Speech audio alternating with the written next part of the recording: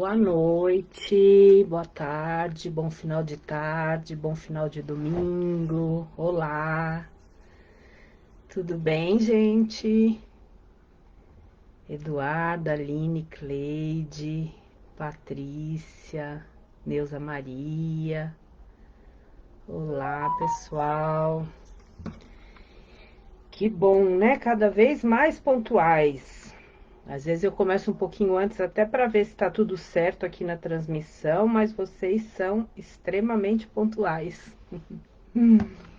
Que bom, boa noite, Dora, Aline, Eunice, Cleide, Belo Horizonte. Oi, Eugênia, tudo bem? Eugênia, que bom poder ouvir.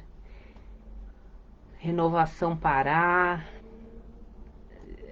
gente de todo o Brasil, né? Semana que vem, semana passada, acho que tínhamos algumas pessoas de fora também, que depois me procuraram. Bom, vamos lá. Eu preparei hoje um tema que imaginei que vocês iriam achá-lo extremamente forte, né? Quando lissem o tema, lessem o, o tema. Tá maratonando, né, Júlia? Que bom. Mas, enfim, é um tema recorrente, é um tema prevalente na questão da codependência e da dependência afetiva. Cícera, boa noite. Primeira vez, seja bem-vinda, Cícera. Espero que você goste. E assim como os nossas meninas e meninos que vêm aqui todos os domingos, que você também venha. Roque, Ivani, Elisete, Marina. Boa noite a todos. Depois, no segundo tempo, eu vou ler os comentários de vocês, vou ler as perguntas. Agora, inicialmente, eu vou me apresentar, então, para quem não me conhece, para quem está chegando pela primeira vez. Meu nome é Romina Miranda, eu sou jornalista, sou terapeuta de família e casal, sou pesquisadora na área de codependência, dependência afetiva, na área de familiares de usuários de substâncias psicoativas. Atualmente estou como coordenadora do grupo de cônjuges de amor exigente. Sou autora de alguns livros, entre eles o mais recente, o livro Até que a Droga nos Separe. Nós temos um grupo de estudos desse livro. Quem não conhece ainda, venha conhecer. Nosso grupo de estudos acontece a cada 15 dias pela plataforma Zoom, mas nós temos um grupo de WhatsApp, né, onde a gente se comunica, e esse grupo ele realmente tem trazido muitos benefícios para muitas pessoas, inclusive para mim, né, de poder trocar com vocês que estão no grupo.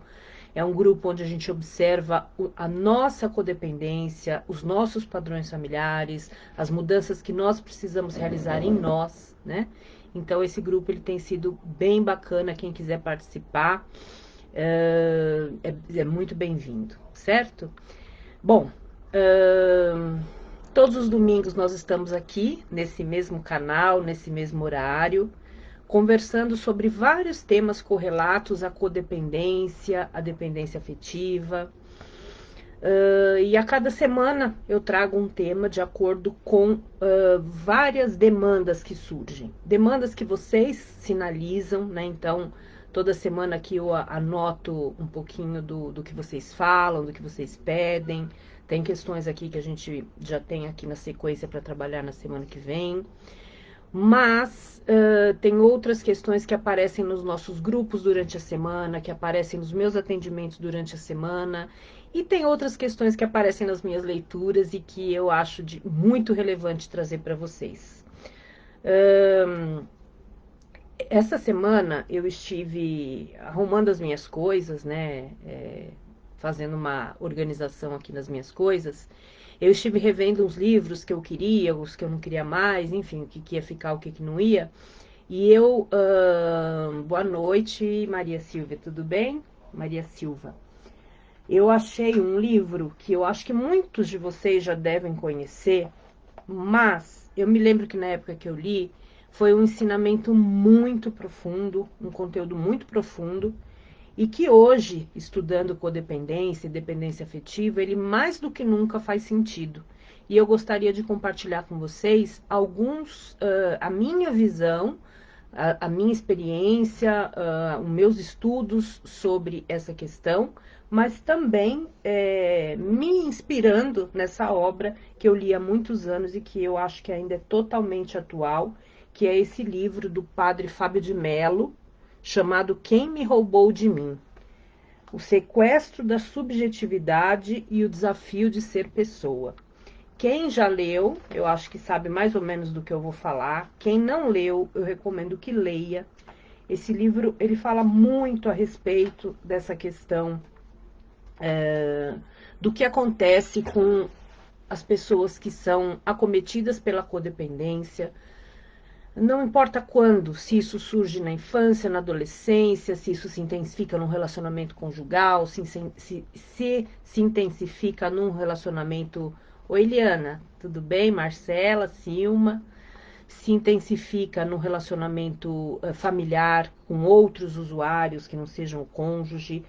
A questão é que, de alguma maneira, os codependentes, as pessoas que são afetadas pela convivência com usuários de substâncias, essas pessoas, elas passam por esse processo que nós podemos intitular metaforicamente, de forma que isso possa fazer sentido para vocês, o sequestro emocional. Então, eu separei vários trechinhos aqui para a gente comentar, mas eu gostaria de abrir com algo que ele colocou como um poema, e que realmente eu acho que abre um pouco, né, a nossa live para a gente trabalhar esse tema. Então vejam só, alguém me levou de mim, alguém que eu não sei dizer, alguém me levou daqui, alguém, esse nome estranho, alguém que eu não vi chegar, alguém que eu não vi partir, alguém que, se alguém encontrar, recomende que me devolva a mim.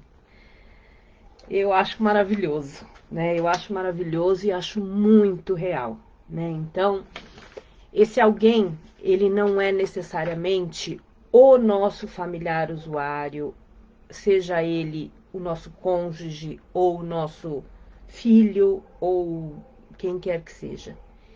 Esse alguém, na minha concepção, é essa força que uma relação tóxica, seja com quem for, pode nos distanciar de nós mesmos, né? Então, no processo da codependência, nós sabemos que isso acontece.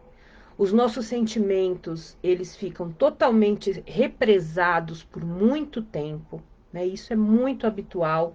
Nós podemos perceber isso nos grupos de apoio, vocês que fazem grupos aqui terapêuticos, que são profissionais ou mesmo voluntários de grupos de amor exigente, Naranon, Alanon ou qualquer outro grupo.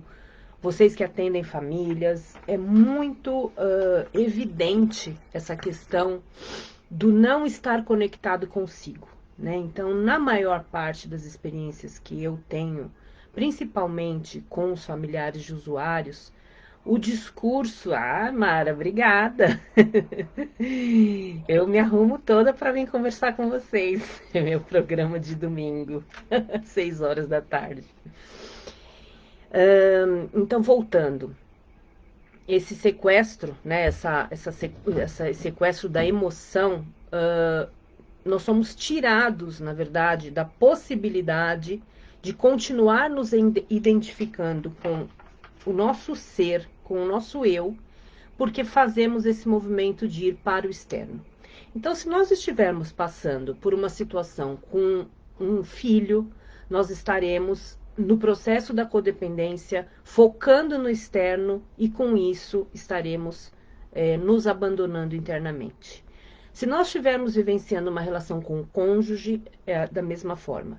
E se mais, nós estivermos vivenciando uma situação de dependência afetiva, isso ainda é mais intensificado, visto que na dependência afetiva nós temos mais dificuldades para poder vivenciar outros repertórios que não sejam o próprio relacionamento.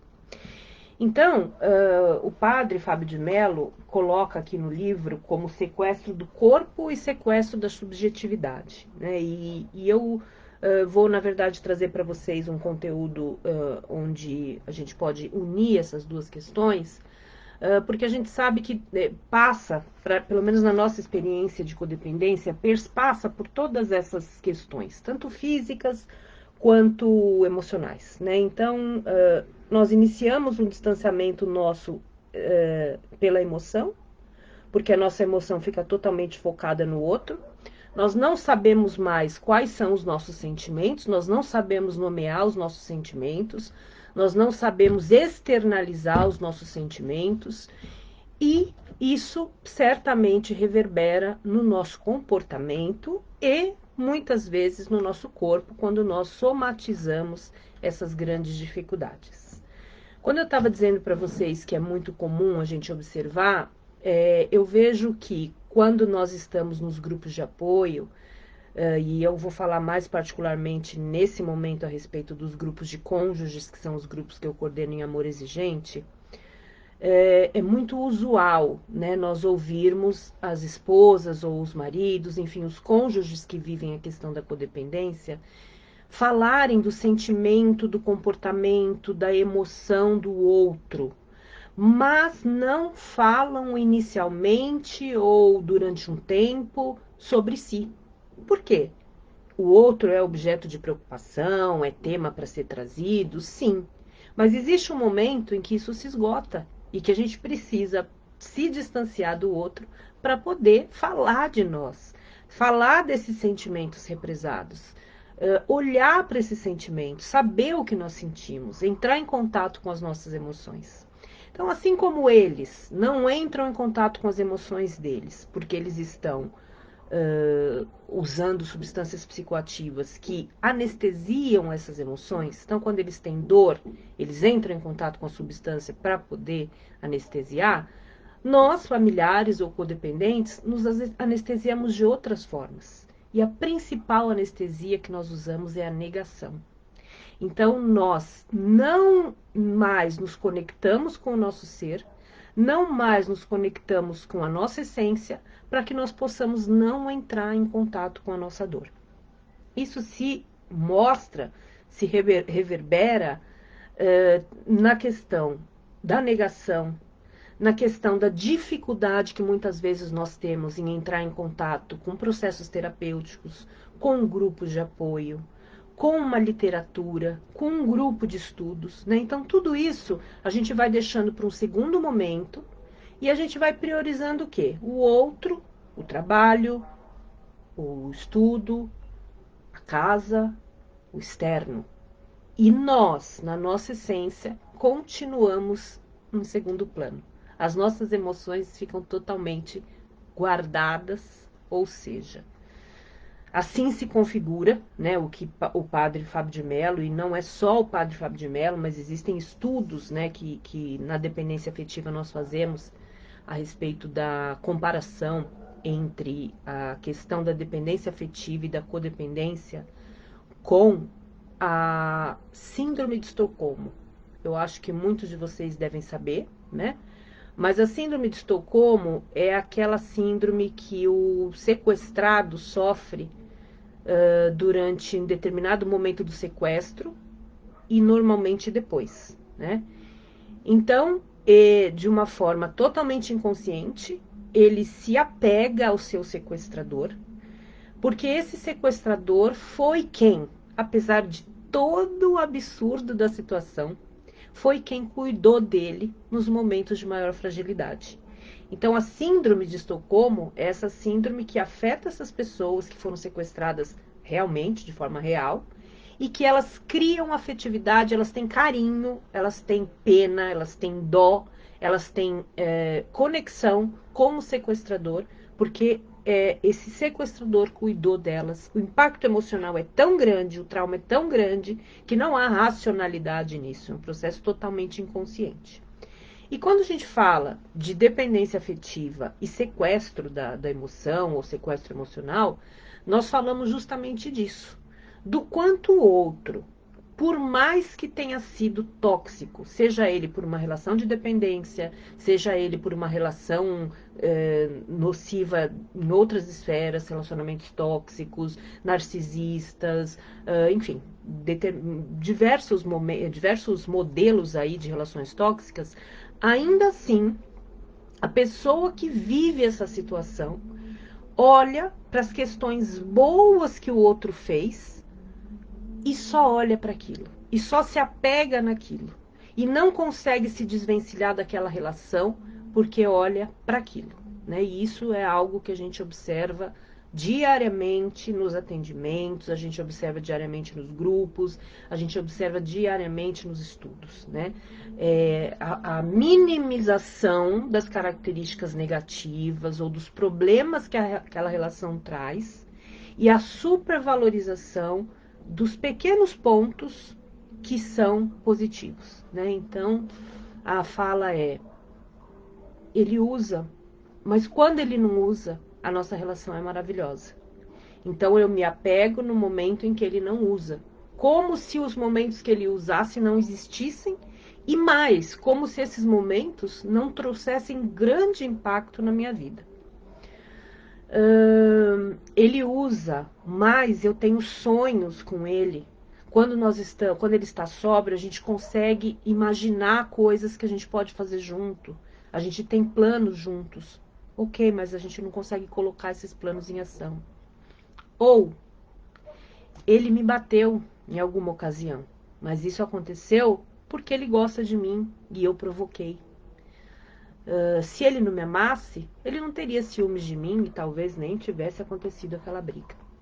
Então, eu não sei se vocês se identificam com essas questões que eu estou colocando, mas no nosso cotidiano isso é de uma prevalência imensa. E eu acho que é muito importante a gente entender que o que nós passamos, nós codependentes, quando estamos em relacionamentos abusivos, sejam eles com quem for, nós somos sequestrados na nossa emoção. Alguém que seria essa relação tóxica nos sequestra de nós mesmas. Nós não temos mais conexão conosco, nossas emoções são totalmente abafadas, a gente não consegue mais dizer o que sentimos, mas saber o que gostamos. Muitas vezes nós perguntamos em grupos ou em sessões, vamos nos voltar para os autocuidados, fazer aquilo que você gosta, mas eu não sei o que eu gosto. Eu não sei mais o que eu gosto. Faz tanto tempo que eu não faço o que eu gosto que eu nem sei mais o que eu gosto. Eu me cuido. Eu vou ao cabeleireiro, eu faço as unhas, mas não é desse cuidado que a gente está falando. É do cuidado interno e não do cuidado externo, né? O cuidado externo, enquanto só no externo, ele tem apenas essa casca de mostrar para si mesmo, ou às vezes até para o outro, que algo está acontecendo. Mas quando o cuidado é interno, o comportamento do autocuidado externo, ele é apenas uma consequência, né? Perfeito entender esse sequestro de nossa emoção. Sim, gente. Ouvi hoje a síndrome da Cinderela, vivendo 29 dias de gata borralheira, aguardando na noite da Cinderela. Sim, Rê. Existe também um livro muito antigo que chama-se O Complexo de Cinderela, né? Até me esqueci o nome da autora agora. Mas ele é um dos livros mais antigos que falam a respeito dessa questão do nosso perfil, da espera de, estar à espera de, viver uma série de situações ruins, esperando o dia de. Tanto o dia que ele vai aparecer, como o dia que ele vai mudar. Porque ele mudar é a mesma coisa que esperar o príncipe no cavalo branco, ou o beijar o sapo, que é aquela história que eu já contei para vocês. Não que não vá acontecer, isso pode acontecer e acontece em muitos casos, gente. Vamos falar de coisas positivas, vamos falar de relações que são refeitas, de pessoas que entram em recuperação e que a família toda entra em recuperação, claro que sim. Mas a questão é, para que isso tudo aconteça, Eu preciso me voltar para minha emoção. Eu preciso saber quais são os meus sentimentos, as minhas emoções, o que eu gosto, o que eu espero de uma relação, o que é o papel conjugal de cada um, o papel fraternal, o papel filial, o papel de mãe, porque nós idealizamos muitas coisas, né? Eu quero um casamento assim, eu quero uma maternidade assim, eu quero uma paternidade assim. Porém, a gente se perde nesses conceitos durante o período da codependência. São tantas dores vivenciadas que nós não sabemos mais o que nós queríamos antes, o que nós sonhávamos, enfim. Eu trouxe mais um trechinho aqui para ilustrar nossa fala. Há prisões que são mais que paredes e celas. Há prisões que não são concretas. E por isso não há nada que possa ser concretamente quebrado. Gente, a gente sempre fala nas nossas lives sobre isso, né? Sobre a gaiola aberta, que nós não saímos da gaiola, né? Então, muitas vezes, muitas situações, principalmente nas situações de convívio com o usuário, tantos pais que não conseguem muitas vezes colocar a hierarquia funcional na família, quantos cônjuges que não conseguem também modificar os seus relacionamentos ou até mesmo não estar mais no relacionamento, essas pessoas dizem, eu não sei porque eu não consigo sair dessa situação. Eu estou vendo isso de todas as formas. Eu estudo, eu leio, eu falo, eu isso, aquilo, mas eu não consigo sair disso. É essa prisão interna. Não é a prisão externa. Não é o outro, como meu filho se comporta, ou como meu marido se comporta, ou como alguém que eu amo se comporta. É como eu não consigo sair desse sequestro emocional que algum dia aconteceu e me libertar e voltar-se a mim e cuidar de mim para que então eu possa afetar o outro, né? Então, por que falar de sequestro emocional? Por que falar do quanto em algum momento, em algum dia, nós somos afastados da nossa essência? Porque muitas vezes, quando a gente, nos grupos ou na própria terapia, a gente fala no comportamental, em mudanças de comportamento que são necessárias, eu sinto ainda que, exatamente, William, o Complexo de Cinderela College Darling. É isso mesmo. Meu Deus do céu, até aqui você está trazendo os livros, William. Obrigada. É, então, voltando. A gente. Até perdi aqui o rumo. Eu não posso olhar porque vocês escrevem. Eu preciso ficar focada aqui e depois eu leio. Porque às vezes eu vou me lembrando de coisas aqui que vão acontecendo na semana e a gente brinca bastante, né? Nos grupos. Mas o que eu estava dizendo é que o comportamento, quando nós somos instruídos a mudar um comportamento, seja numa terapia, seja num grupo de apoio, olha, isso funciona, isso não funciona, eu fiz assim, deu certo comigo. Nós estamos falando do comportamento, que é algo que está na superfície. Para que a gente mude comportamentos, a gente precisa trabalhar antes o que está submerso nesse iceberg emocional, né? Então, o comportamento ele é a ponta do iceberg. Quando que a gente começa a perceber que o nosso usuário está usando ou está recaído? Quando ele dá sinais de comportamento. Quando a gente começa a efetivamente mudar? Quando a gente consegue colocar um comportamento em ação. Mas que para isso aconteça, nós precisamos, antes de mais nada, trabalhar as nossas emoções, né? Então, quando eu exijo um comportamento do outro e exijo um comportamento meu que eu não dou conta, é porque eu estou indo contra os meus próprios sentimentos, as minhas próprias emoções, a minha ressignificação dessas dores internas, né? Então, eu preciso, antes de modificar comportamento, eu preciso entrar em contato com os meus sentimentos, com as minhas dores, com as minhas histórias, com as minhas emoções, me libertar desse cativeiro emocional, onde as minhas emoções ficaram presas, onde eu fiquei presa junto com elas, e aí sim, me libertando disso, eu tenho condições de voar.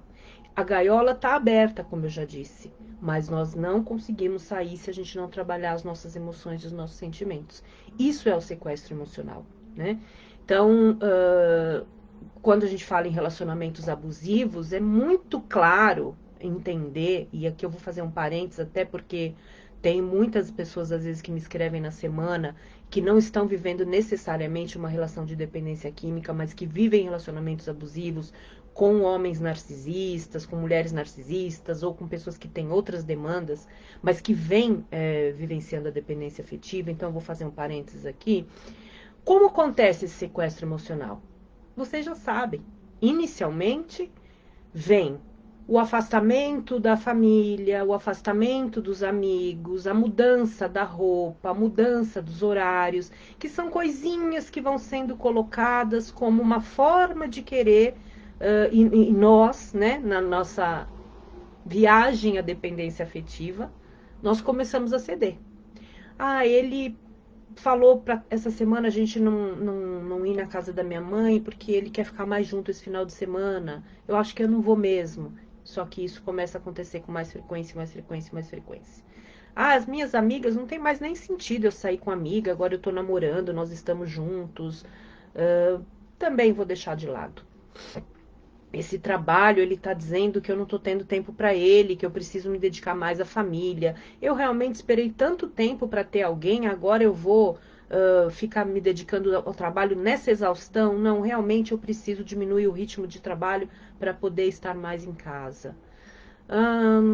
Essa roupa ele não gosta quando eu visto. Eu não vou fazer isso para desagradar. Não me custa nada, né? Afinal, hoje eu já sou uma mulher comprometida, não tem nem por que eu usar mais esse tipo de roupa.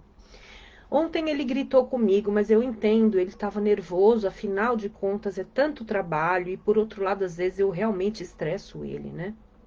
E teve um outro dia que ele acabou até me agredindo, mas eu entendo, né? Eu acho que tudo isso que eu tô vivendo realmente tem algo que eu preciso aprender.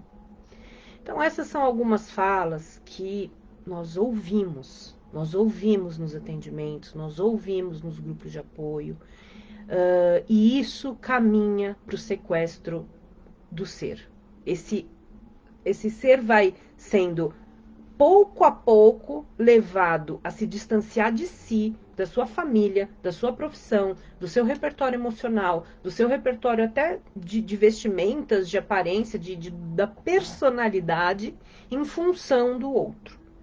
Quando ele está sequestrado, quando esse indivíduo está sequestrado, essa pessoa começou a ceder a tudo isso, está efetivamente sequestrado, aí o sequestrador não gosta mais desses comportamentos e começa a exigir coisas que, se nós não tivermos como fazer, começam então os abusos verbais, desqualificando, os abusos emocionais, os abusos físicos, muitas vezes, né? Então, isso pode acontecer numa relação codependente, isso pode acontecer numa relação de dependência afetiva, isso pode acontecer numa relação com o usuário de substâncias, mas a realidade é que isso é sequestro do indivíduo no que nós falamos, no que nós abordamos como aqui falando sobre sequestro emocional, né? E aí estamos tão afastadas da nossa família, dos nossos amigos, de quem somos, do que queremos, do que vestimos, dos nossos sonhos, das nossas histórias, que já perdemos essa conexão. E aí estamos à mercê do outro. Estamos à mercê, totalmente dependentes dele já, como se dá exatamente na síndrome de Estocolmo. Então, na síndrome de Estocolmo, ele nos sequestrou. No começo a gente se rebela. Depois, em algum momento, eu me vejo totalmente dependente dele para comer, para ir no banheiro, para soltar minhas amarras, para me libertar. Minha vida está nas mãos do sequestrador. Então, eu me afeiçoo a ele, eu tenho dó, eu tenho pena, eu tenho compaixão. E é exatamente esse sentimento que muitas vezes aprisionam mulheres que não conseguem sair de relacionamentos abusivos porque tem esse sentimento. Mistura pena com compaixão, com dó, com raiva, com medo. E essas amarras, gente, elas são muito mais do que amarras financeiras, do que amarras físicas, do que amarras de filhos. Ah, não, não me separo porque eu não tenho condição financeira. Eu não me separo porque eu tenho filhos. Eu não me separo porque... Não. Eu não me separo porque eu não dou conta internamente. A minha gaiola está aberta, mas eu não consigo sair, tá? Bom, tem uma outra partezinha que eu separei para vocês, que ele fala, quando ele fala sobre a questão da vitimização, né, no sentido de começar a ficar à mercê do outro, né? Deixa eu ver se eu separei aqui. Não. Mas vamos lá, vou ver se eu consigo achar. Enquanto isso, eu vou dando continuidade aqui a maneira que eu venho imaginando contar isso para vocês, né? Falando isso para vocês. Muito bem. Quando a gente fala em sentimentos, e aí eu vou até, né, achei, olha, a condição de vítima, que é algo que todos nós nos identificamos em algum momento. A manutenção da vida agora que eu já fui sequestrada, que eu já estou totalmente dependente do outro, depende do estranho recém-chegado. O que antes era um direito da pessoa, direito inalienável, agora está inteiramente ameaçado nas mãos de outras pessoas totalmente desconhecidas.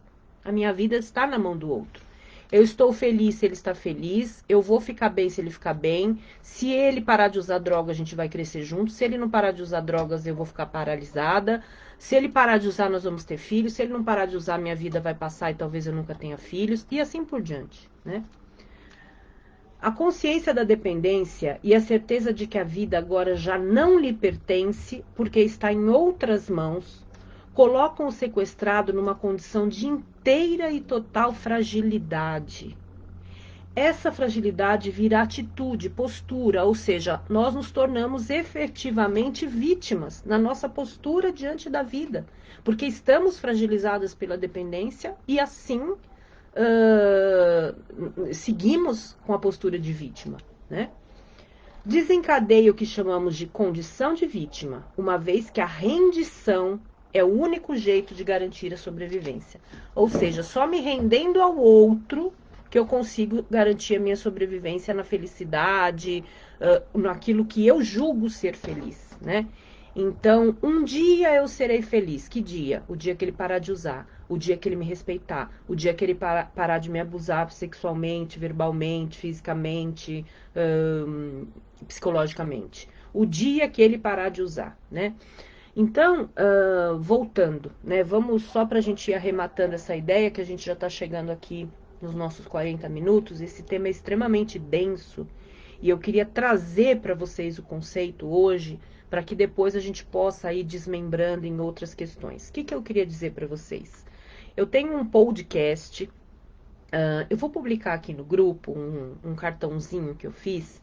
Esse cartãozinho vocês podem acessar todas as minhas redes sociais. Eu tenho um podcast, que é aquele que a gente ouve, né?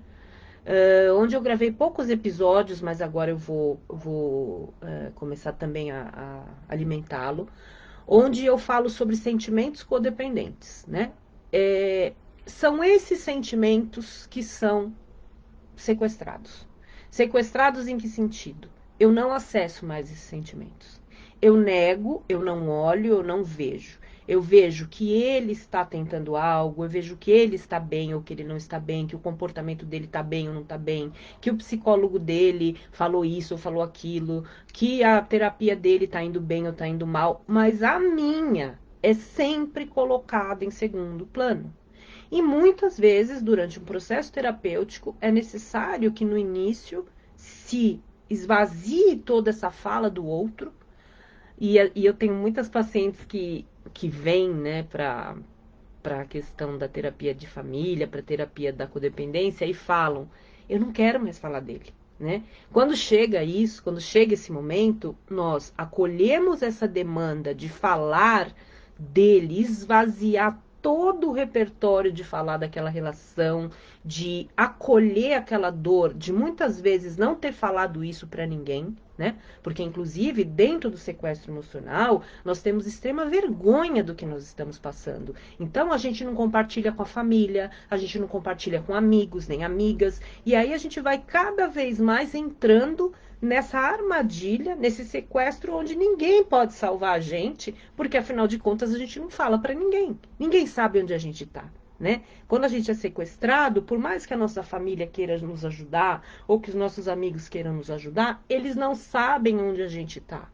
E a mesma coisa acontece quando nós entramos numa relação afetiva doente, tóxica, dependente ou codependente, que as pessoas não têm como nos acessar, porque nós não deixamos. Nós não contamos, não nos abrimos, nós nos isolamos, nós guardamos segredo das nossas relações. Por quê? Porque eu quero preservar a imagem do outro, porque eu quero preservar a minha imagem, porque se eu falar para tal pessoa, isso vai reverberar em tal atitude. E são diversas situações que nos fazem entrar nesse enredo do sequestro, ficarmos sozinhas ali à mercê apenas dessa pessoa, apenas da mudança dessa pessoa, para que nós possamos então nos libertarmos, né? Mas a chave desse sequestro está na mão de outra pessoa, né? Então, e se essa pessoa nunca me libertar? Como é que eu coloco a minha vida nas mãos de outra pessoa? E aí, mais uma vez, é a importância de que em algum momento, quando a gente vislumbrar uma luz dentro dessa gaiola, uma pequena luz, que a gente estenda a mão e possa pedir ajuda. Seja num grupo de apoio, seja para um familiar, seja para um amigo, seja para um terapeuta, principalmente para o nosso poder superior, né? Para que nós possamos entrar em conexão com o nosso poder superior e pedir ao poder superior que nos ajude a nos libertar das amarras que nós criamos.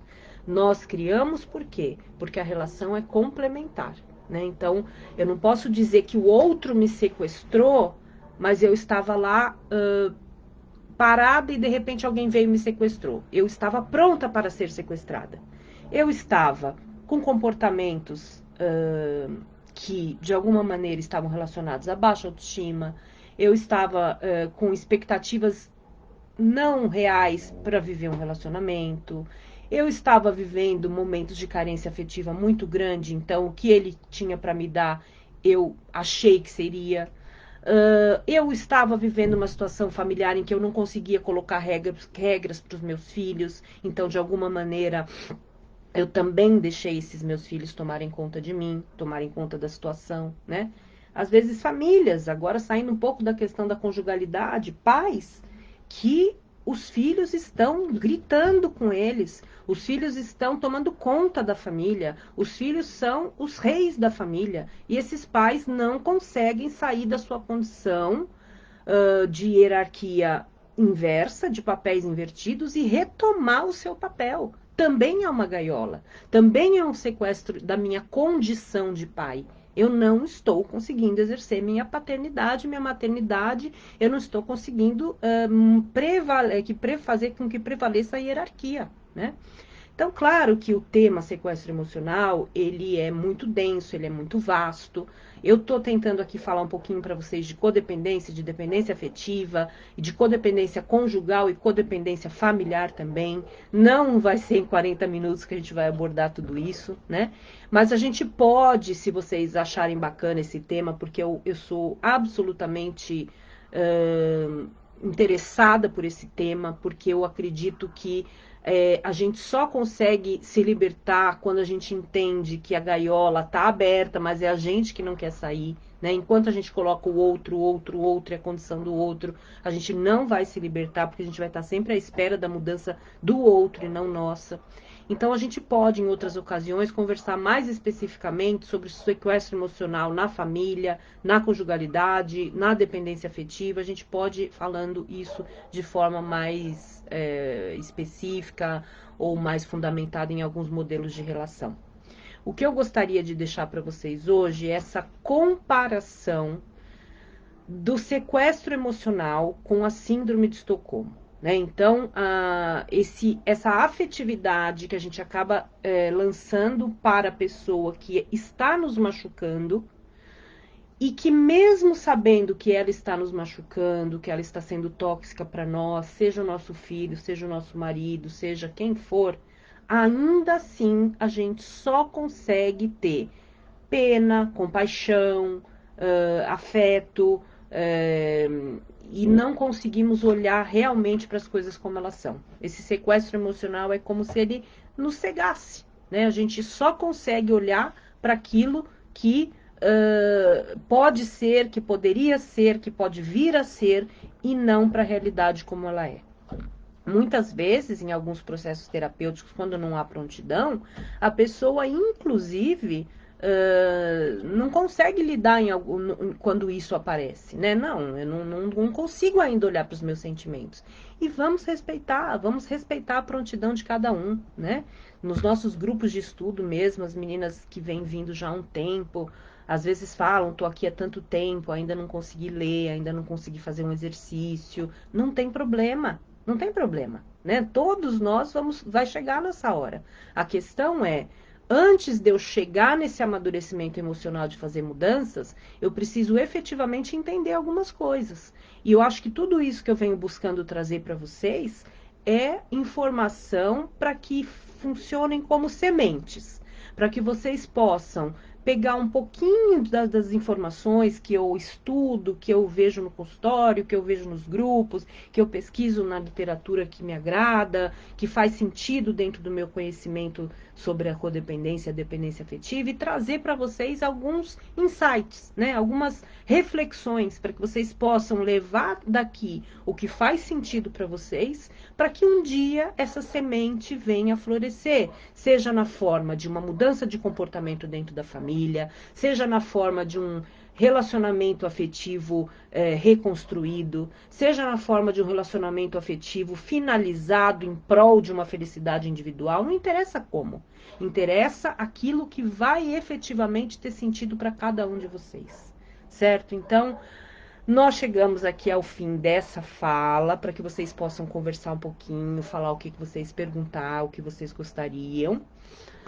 Esse tema realmente ele é muito bacana, então não dá pra gente passar muita coisa, né, em tão pouco tempo, mas eu vou tentar agora, através das perguntas, falar um pouquinho mais com você sobre isso, com vocês. Ivone, está sendo muito libertador suas explicações, muito obrigada. Quando eu fui para psicóloga, eu não sabia quem era eu, sem dúvida nenhuma. Boa noite, Maria José. O William colocou aqui Complexo de Cinderela, Colette Dowling, uma ótima indicação. Li, e é aprisionamento difícil desenrolar eu comigo mesma. Sim, é difícil, Li, mas a gente chega lá. Nada muda se eu não mudar. Muitas vezes a mudança começa no autoconhecimento dos sentimentos e emoções. A mudança começa, Soraya, no autoconhecimento, né? Eu, às vezes, vejo pessoas querendo mudar comportamentos, mas não conseguem porque não passaram pelo processo de se conhecer. Por isso que até em Amor Exigente, nós temos como primeiro princípio raízes culturais, que é o quê? Primeiro eu tenho que me conhecer, para depois eu querer mudar comportamento. Não adianta eu querer descer, como é que a gente fala, bem popularmente, goela abaixo, algo que eu tenho que fazer de hoje para amanhã, se isso não faz sentido para mim, se isso não faz sentido para minha história familiar, se isso não faz sentido pela vivência que eu passei, se isso não conversa comigo, né? Então, primeiro é o autoconhecimento. Eu estava assim no meu casamento, ele foi embora e eu me desliguei dele, e estou me desligando dele. Já estou arrumando o PDF. Vai arrumar o PDF. Meninas, o William está arrumando o PDF até aqui. Esse sequestro emocional seria o mesmo que uma autossabotagem? Não necessariamente, né?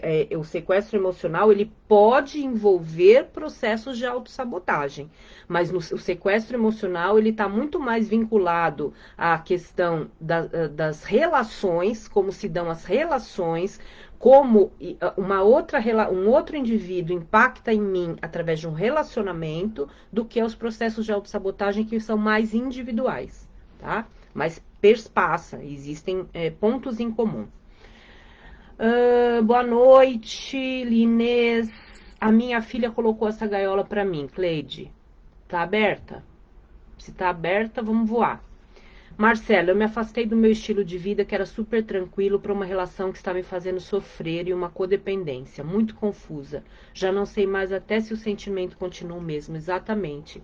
Muitas, né? Muitas pessoas nos relacionamentos tóxicos já nem sabem o que elas sentem.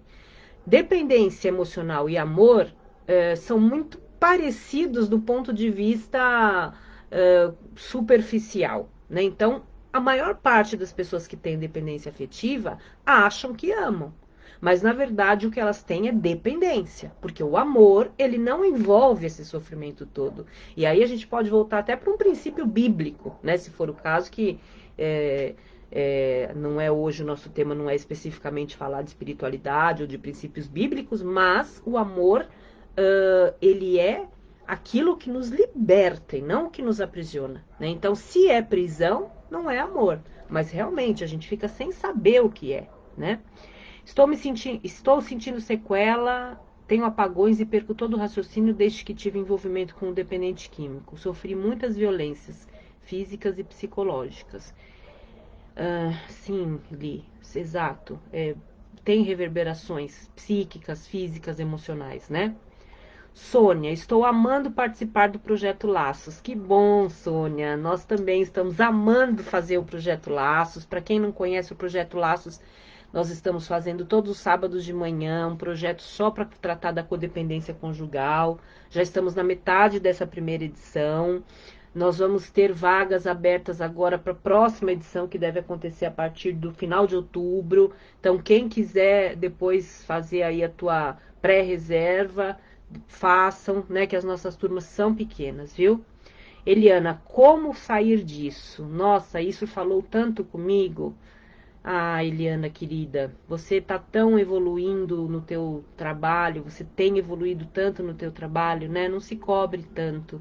Você tá no caminho, viu? Li, exato. Vai te moldando, tirando seu sorriso, seus amigos e familiares. O batom vermelho, essa roupa não é jeito de mulher de respeito, quero uma postura de mulher. Você... Ai, que pena que subiu essa fala. Gente, eu preciso aprender a mexer quando esses comentários sobem, eu não consigo achar mais e eu queria tanto ler isso aqui. Comigo também, mas já estou decidida a me afastar. Eu me sinto aprisionada não só pelo cônjuge, mas por toda a família dele. Não consigo ser eu mesma, sempre querendo agradar. Às vezes anulo a minha própria maternidade com medo de ser rejeitada. É isso, Eliana, exatamente, né? Existe um enredo, muitas vezes, que não é só do indivíduo, mas da família dele também, principalmente se é uma família que corrobora para a codependência e não ao contrário, não se trata, né? E sem dúvida existe o impacto na maternidade, existe o impacto nas relações filiais, mas você está se cuidando, Eliana. Foca nisso, você está se cuidando. Patrícia, idem, a minha decisão de afastar foi justamente por isso, a minha vida estava assim, tudo é um processo, precisamos ter coragem e atitude para a felicidade. Rafael, Sabrina, faça por você e para você. Inês, um relacionamento abusivo é todo aquele relacionamento que tenta mudar o nosso jeito de ser. Não vamos generalizar que todo relacionamento que quer mudar o nosso jeito é abusivo ou que todo relacionamento abusivo tem essa característica. Porém, quando o outro quer nos moldar e tirar as nossas características e não nos aceita como nós somos, ele tem uma opção, não ficar com a gente, né? Se a gente não serve para ele, ele pode ter outro relacionamento. Agora, se ele quer nos moldar a serviço dele, isso passa a ser um abuso a partir do momento em que eu não posso ser eu mesma. E tirar a minha subjetividade, como diz o padre Fábio de Mello no livro, é justamente isso. O sequestro da minha subjetividade, o sequestro do que eu sou. Né? Eu sou isso, eu gosto disso, eu gosto de me vestir assim, eu gosto de trabalhar nisso, eu gosto de ter esse tipo de lazer, eu gosto de ter esses amigos. Querer modificar a nossa essência, a nossa personalidade é abuso, né? E pode, sim, começar dessa forma, e muitas pessoas que já viveram relações abusivas sabem que depois isso vai se estendendo para outras coisas. Você não pode falar no celular à noite, porque à noite já deu o seu horário de trabalho, eu não quero que você atenda celular à noite, eu quero que você não responda para os seus pacientes, para os seus clientes à noite, eu não quero que você... isso, né? Tantas coisas. Arrasou, palmas, Fabiana, minha aluna, obrigada, Fabiana. Tenho vontade de me afastar dele, mas não tenho coragem. Exatamente, Marcela, é essa coragem que é muitas vezes ligada à questão do sequestro emocional. Você está sequestrada, você quer se afastar, você não sabe se ama, se não ama, mas falta a condição emocional de voar pela gaiola aberta. O adicto tem como argumento sempre afirmar que somos vitimistas. Depois estamos tomados pela codependência. Usam isso ao seu favor para nos diminuir. Vamos nos anulando o tempo todo. Vamos, sim, até a gente se conscientizar que a gente não é isso e que a gente não precisa abraçar o que ele joga para nós, certo? Bate e volta. Elizabeth, boa noite. Áurea, boa noite. Linda Romina. Áurea, tudo bem? Edmar, eu sou um usuário de drogas, eu consegui um emprego depois de muita luta e na hora do almoço eu saí e fui usar drogas. Edmar, que pena, né? Que pena, Edmar. Eu não sei se isso que você está falando está acontecendo exatamente agora com você, mas a minha sugestão, os meus votos é que você consiga retomar o teu processo, que você procure o seu padrinho de irmandade, que você procure a tua família, que você procure os teus, as pessoas que de alguma maneira têm participado do processo de recuperação, para que essa hora do almoço se torne apenas um lapso e não uma recaída, Edmar. Patrícia, o adicto é sempre manipulador? É uma das características da adicção está relacionada à manipulação, no sentido de querer manipular para poder obter o que ele deseja, que é o uso da droga. Então, isso é muito usual. Mas as famílias, os codependentes também são manipuladores, porque as pessoas são manipuladoras quando? Quando elas querem fazer as coisas do seu jeito e usam esse método para conseguir chegar lá. Muito verdadeiro, a prisão interna, não conseguir externar os sentimentos ou fantasiar as emoções, talvez uma forma de suportar a dor, levar a vida. Amanhã é outro dia, assim vamos seguindo e a vida vai passando. Gratidão, Romino, o autoconhecimento às vezes dói, mas é tão importante para sairmos desse sequestro. A gaiola está aberta, Júlia. A gaiola está aberta e em volta dessa gaiola tem várias pessoas amigas, várias pessoas que podem nos ajudar, que podem dar as mãos. E eu acho que você tem percebido isso nos nossos grupos de estudo. Estamos juntas. Estou vivendo um momento extremamente degradante. Eu fiz minha namorada sofrer durante 7 anos, o Edmar tá falando. Magoei ela demais. Vendi coisas dela, mas ela nunca desistiu de mim. Então, que bom, valorize a Edmar, porque você sabe o quanto ela sofre, né? Acho que aqui dá para você ter uma ideia. Bem isso, vergonha, evitar falar. Hoje consigo viver a minha vida e ele vive a dele. A mudança dele só ele sabe. Não quero mais viver sofrendo. Estou em uma relação há 9 meses, estou buscando ajuda, mas não é fácil. Quero ter coragem de sair dela. Força, Marcela, vamos em frente. Romina, maravilhosa sua fala, estou amando. Abraços da Regina Dalva. Obrigada, Regina. Patrícia, quando puder, fala da codependência familiar. Sim, Patrícia, nós vamos fazer outras lives para falar um pouquinho mais de família. Eu acho que aqui só tem eu de homem, né? O Edmar tá falando. Não, Edmar, tem outros homens, sim. E nem todo mundo se manifesta, né? Tem homens que assistem, mas não necessariamente se manifestam. Mas a questão da verbalização da adicção, do processo que você está vivendo, você que colocou, sim. Sandra, eu te agradeço imensamente porque tem me ajudado muito esses encontros. Obrigada e parabéns, Romina, pelo tema. Não, Edmar, tem mais homem. Aproveita a explicação. Cheguei no fundo do poço, Edmar. Tá no fundo do poço, mas tem pessoas em volta. Você não tá sozinho. Boa noite, Piauí assistindo. Romina, você é maravilhosa. Eunice, levou muito tempo para eu conseguir me abrir com minha família sobre a dependência do meu filho. Já estava no AE, o que me ajudava, e muito, mas a partir do momento que dividi com a família, me senti melhor e estou conseguindo. Gente, eu sei que é muito difícil e que existem contextos diversos, mas não se isolem em nenhuma dessas situações. Se tem familiar dependente químico, se tem marido dependente químico, esposa, se tem relação abusiva, se tem relação com narcisista, não se isolem. Eu sei que é muito natural esse processo, por quê? Por causa da vergonha, por causa da negação, porque nós achamos que vamos resolver sozinhos e que não precisamos abrir essa realidade para outras pessoas, porque isso é doloroso. saibam como colocar, com quem colocar, mas não se isolem. Quanto mais vocês se isolam, mais vocês vão entrando nesse sequestro. Mais vocês vão fechando as portas da gaiola. Vocês mesmos vão fechando as portas da gaiola. Como tirar a chave da mão do outro? Cristiane, eu sempre brinco toda a live que alguém faz uma pergunta de $1 milhão. Hoje foi a sua. Como tirar a chave da mão do outro, né? Nós colocamos a nossa chave da gaiola na mão do outro, esperando que ele nos dê felicidade, que ele nos dê a possibilidade de viver uma vida melhor, quando ele parar de usar, quando ele melhorar. Como eu tiro a chave da mão do outro? Eu não vou conseguir necessariamente, muitas vezes, fazer um brusco movimento de tirar a chave da mão do outro. Isso às vezes acontece com algumas pessoas, mas é um processo que foi me levando. Eu observei onde estava a chave, se ela estava pendurada. Imaginem, é a mesma situação de um sequestro.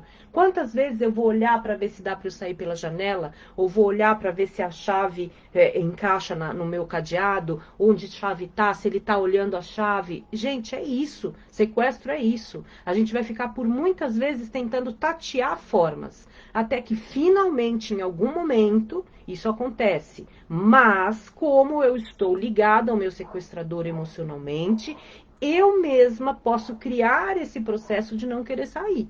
Então, aí entra a autossabotagem que alguém perguntou, né? Então, eu sei que eu posso sair, mas eu não quero sair, porque eu estou com uma série de emoções relacionadas ao outro que não me deixam sair. Então, como eu vou sair? Como eu vou achar essa chave?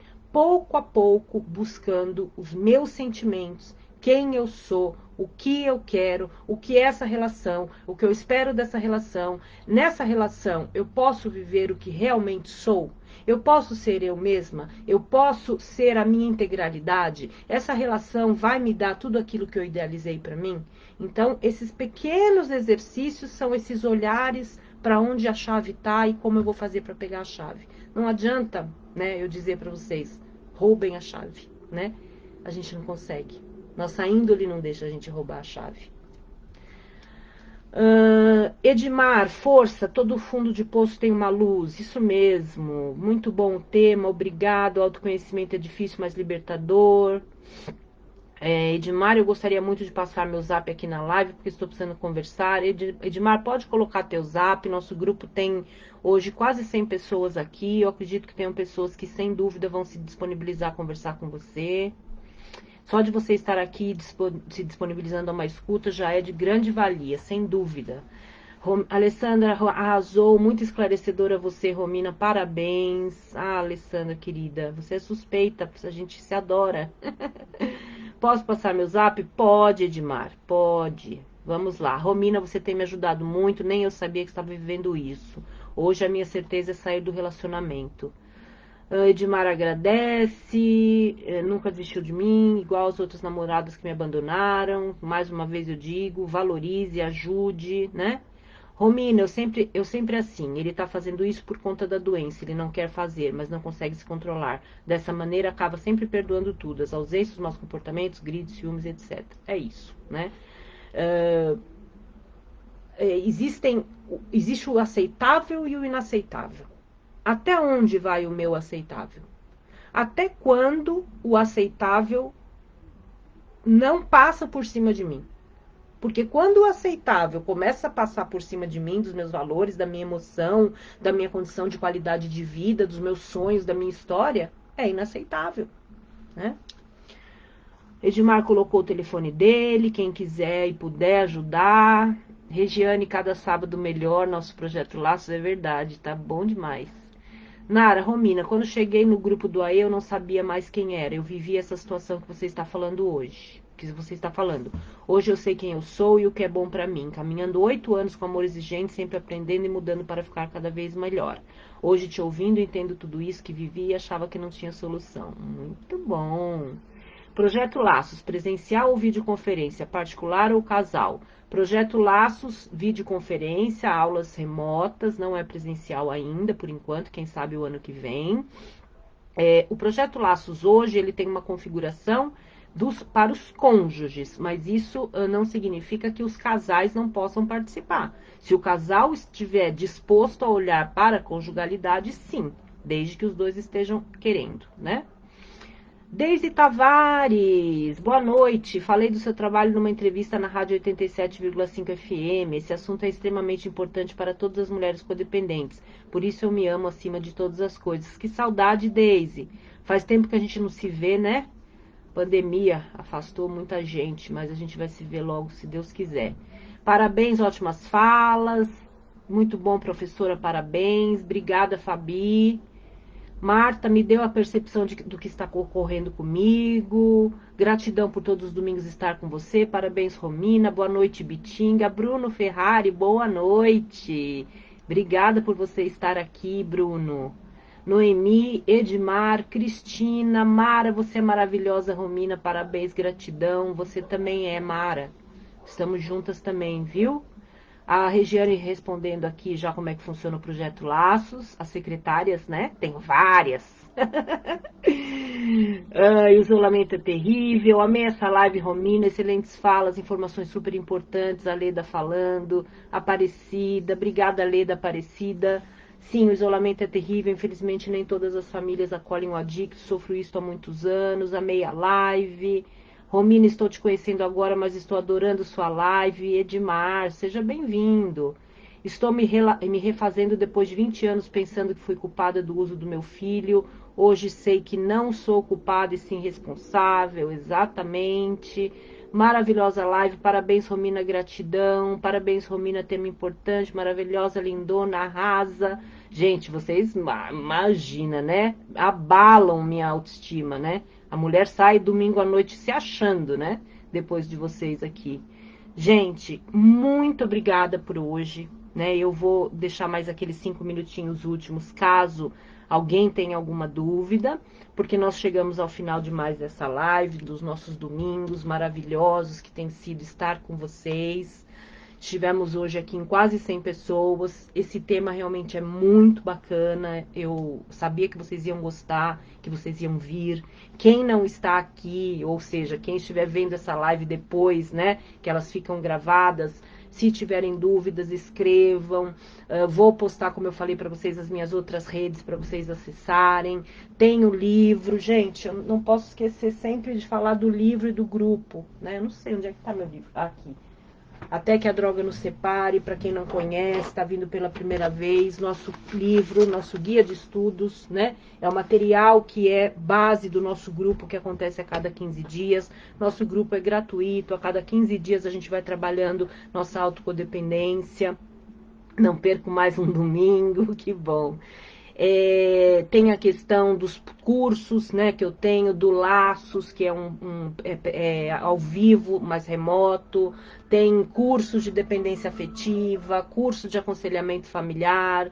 Enfim, tem bastante coisa para a gente poder chegar. Rê, chegamos a 101, Rô. Verdade, Rê? Eu não tinha visto. Gente, muito obrigada.